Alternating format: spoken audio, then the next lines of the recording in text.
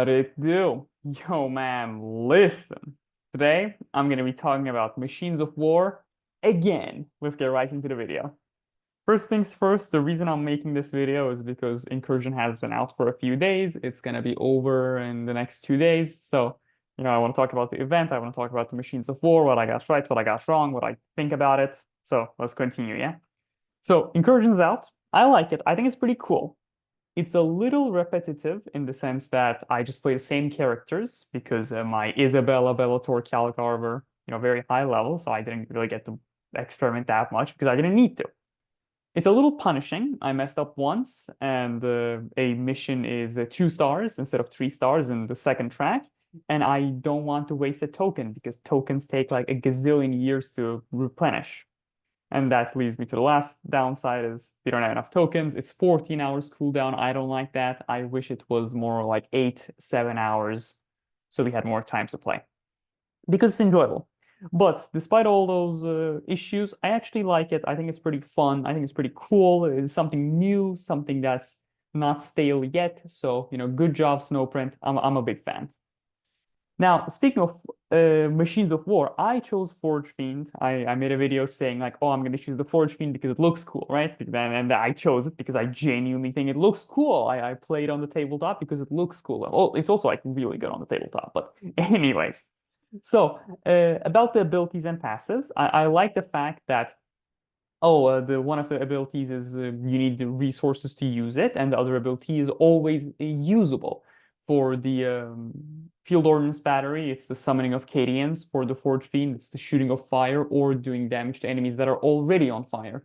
For Spore Mine, a Spore Mine I think is one of the better ones in the sense that the normal attack is just a Spore Mine, and the big attack, the attack that costs resources is 3 Spore Mines. So I think the gap is not as extreme because of the Forge Fiend, the attack that costs money is the one that is good for ad clear, and the attack that doesn't cost money is better for single target damage.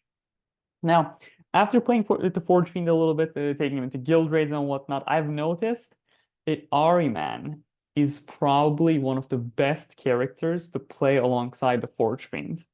This is because the way the Forge Fiend works is, say you take him into a guild raid. A guild raid has 6 turns. The first turn, the Forge Fiend cannot use its attack, right? So because there's a cooldown. And then turn 2, he sets the hex on fire. And then from turn 3, he can actually start doing damage. Now, if the boss moves around, well, he has to set the hex on fire again. So he stops doing damage and then continues doing damage if the boss is there. If you have Ahriman in your team, Ahriman attacks before the Forge Fiend. So the Forge Fiend always gets to attack the enemy while they're on a flame, they're on a hex that has flame on it.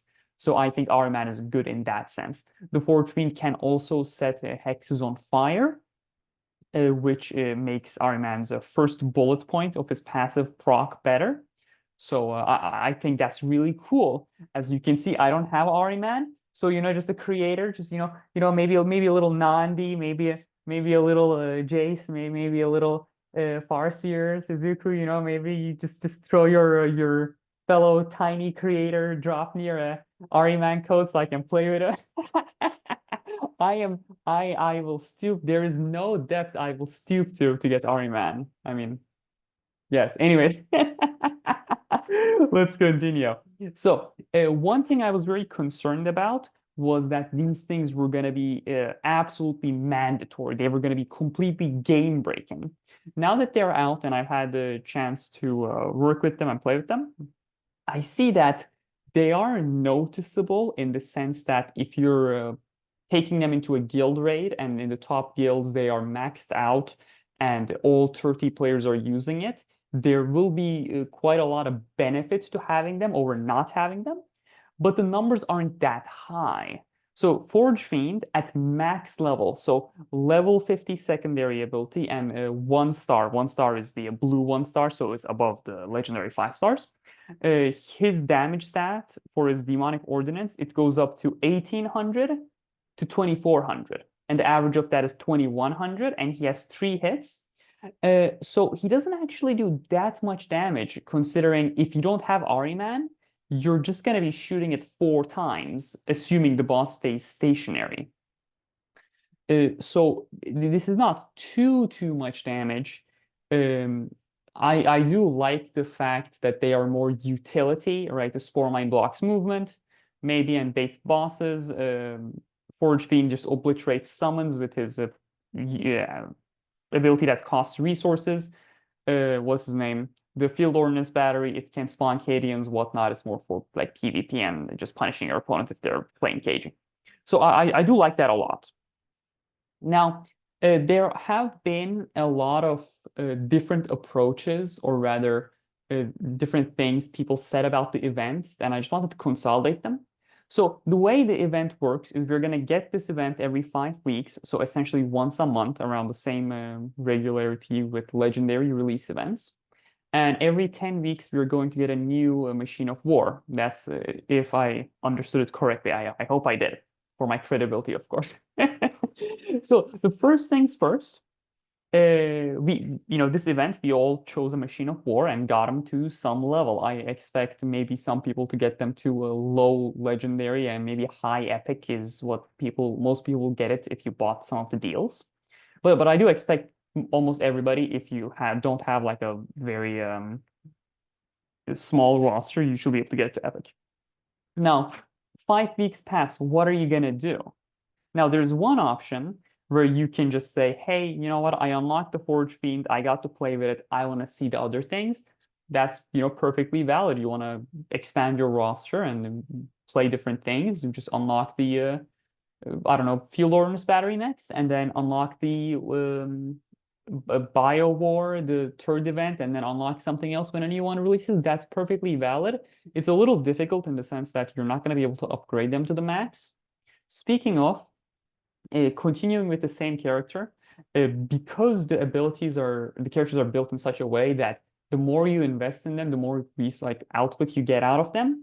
This might be a good way in the sense that, oh, I know what I like. I like the Forge Fiend, for example, so I'm going to continue building him, and it's going to be, it's going to be strong and whatnot. There's another thing you can do is you can hoard the materials from the event and just use them for future machines of war. Now, this sounds silly, but I want you to think about something. There's always going to be power creep in the game. So at some point, Snowprint will release a machine of war that is stronger than the 3 ones we have in the game right now. So maybe you want to get ahead of the curve. Maybe you want to be in a situation where, the new one came out and it's super strong. Well, I had hoarded up, so I'm just going to invest everything in it right away. And then, look at this, it's maxed out, right? That's a possibility. And one thing that I've seen some people in my guild do, which I don't really I don't really understand, but to each their own, is they're actually farming the event without upgrading the machine of war. They're just using the event as a way to get more resources. Now that's a very interesting way to engage with the event, but to each their own, right? Like they want to do what they want, and more power to them. Their roster will benefit from this. Now, personally, I am choosing to commit to my Chaos Doggo because he's so cute. And this is what I'm talking about. So when going from Epic 2-star to Epic 3-star, you just get a 5% flat buff. And going from Epic 3-star to Legendary, you get 5% again, 5%, 5%, and a 10% at the end. So you get, and then these percentages, they just keep increasing, right? Like they just keep increasing your damage stat. So I really do think that staying with a singular machine of war would be better. It's the same argument as keeping your roster wide or keeping your roster tall rather, sorry.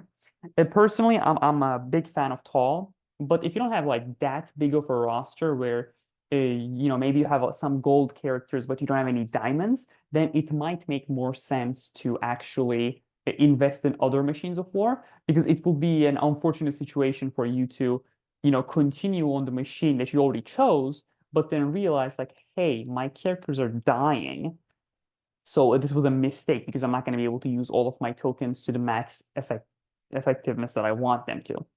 So it's important to look at your roster before you actually choose in the next event, just to make sure you can actually keep going to the higher tiers.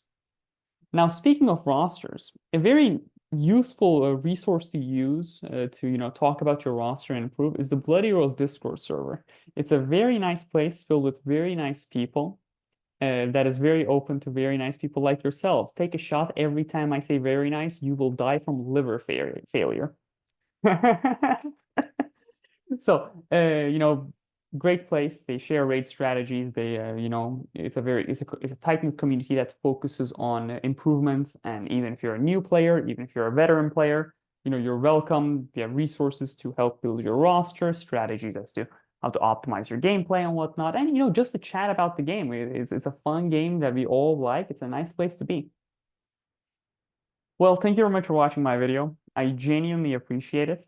Special thanks to Diesel Fox and Papa John for answering my refer friend code. I do get I'm a pretty big deal. I've been told that I'm a pretty big deal. Everyone says so, especially you who enter my refer friend code.